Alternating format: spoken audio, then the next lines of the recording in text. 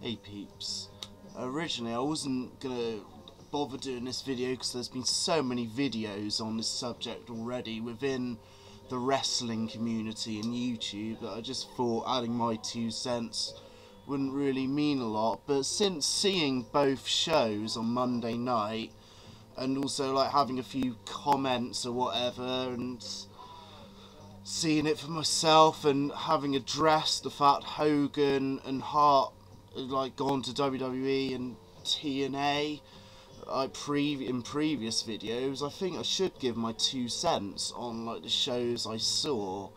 The thing with Raw is that other than Bret Hart coming back and like having a kind of standoff with Vince and the making up with Shawn, it could have just passed for a normal episode of Raw, totally. I mean, this Monday night definitely meant a lot more to TNA to step up and bring something different and show that they're like ready to like become like a big wrestling organisation.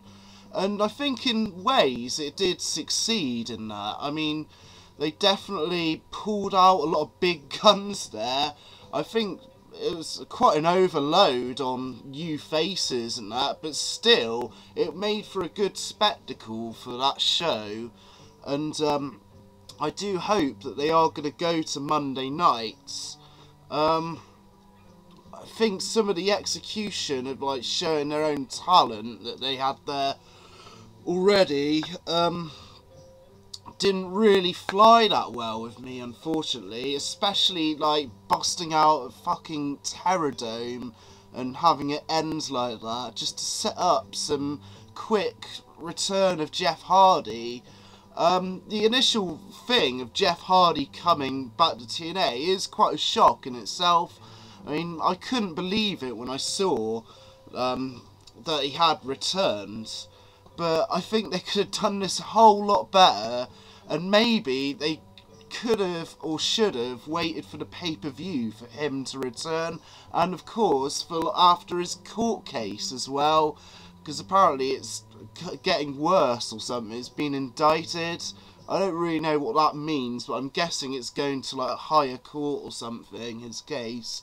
But yeah, that was like for me, that was like the biggest shocker of the whole thing, Jeff Hardy going back there, when it seemed pretty certain that he was going to go back to WWE after having a very successful run as like a multi-time champion, and also just being one of the most over people in wrestling last year, to be honest, and probably selling almost as much as Cena on the merchandise, making so much money for them. I mean, you'd think he'd be going back there, but also knowing Jeff Hardy, who Jeff Hardy is, with his problems or whatever, and his like free mind, like TNA, like with their schedule, would probably benefit him a lot.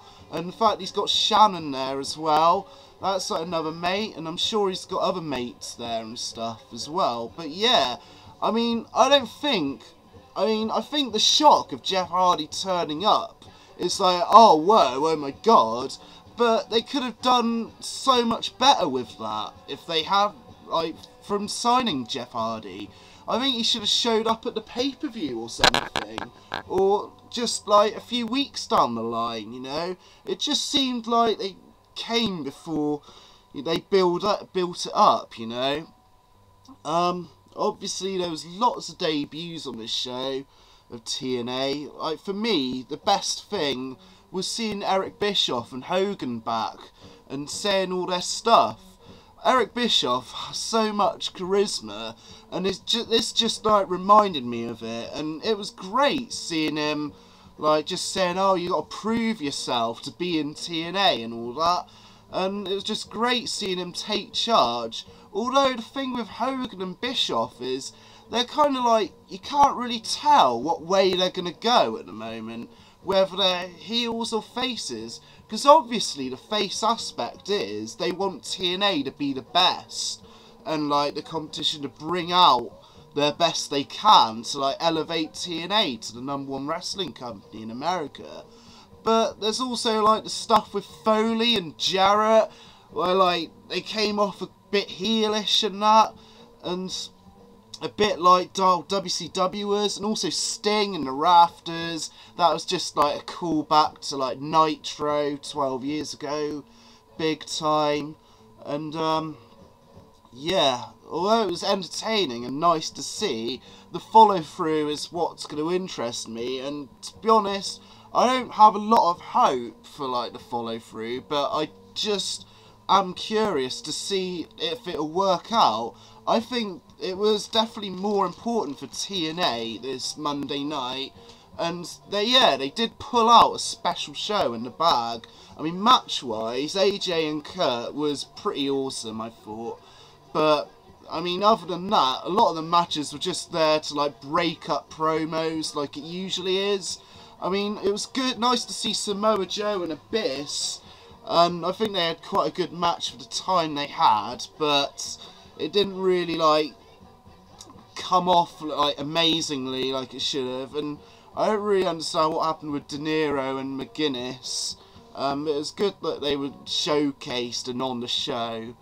But yeah, just so many debuts. Like Ric Flair, the thing with Ric Flair could have waited as well, I think. But I guess they were just like pulling out as many surprises as possible to like bump up the rating. It seemed very like WCW, like how they would have done it. Even when like Bischoff had that standoff with AJ saying, oh, this match is going to happen now for the title. That happened so much, like when Nitro was on in the day.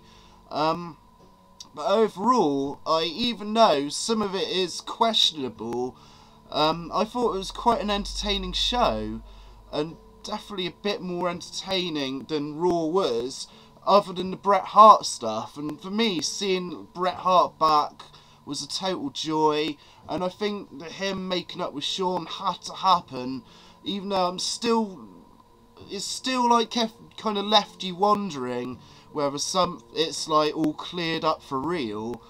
But I think they're gonna present it as cleared up for real on the show on WWE Raw, because I think Bret Hart's obviously gonna go into something with Vince.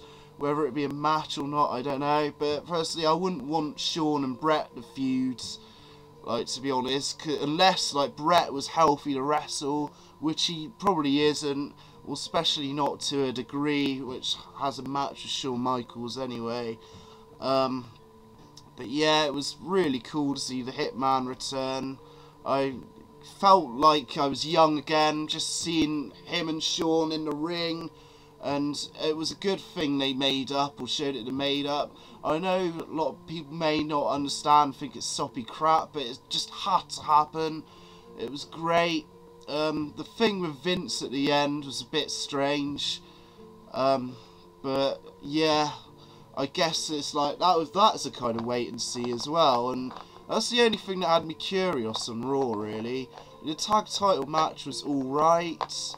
Nothing special. The rest of it was nothing special. It was just another show for them, apart from Bret Hart coming back. And like, I don't know. That's it really. I thought it was exciting that they both, TNA and WWE, went head to head this week. And I'd like TNA to move to Mondays yet again, for like both companies to pull out the stops. But at this moment, it's TNA that still need to prove themselves and still keep some momentum running, and I hope they can do it, and I hope they can be consistent, and I just hope there'll be more exciting moments like this in the future with the Monday Night Wars Part 2. Okay, that's just some thoughts there. Let me know what you thought, or if I said anything that was interesting at all. I probably said a lot of stuff that a lot of has been already said. Anyway, take it easy.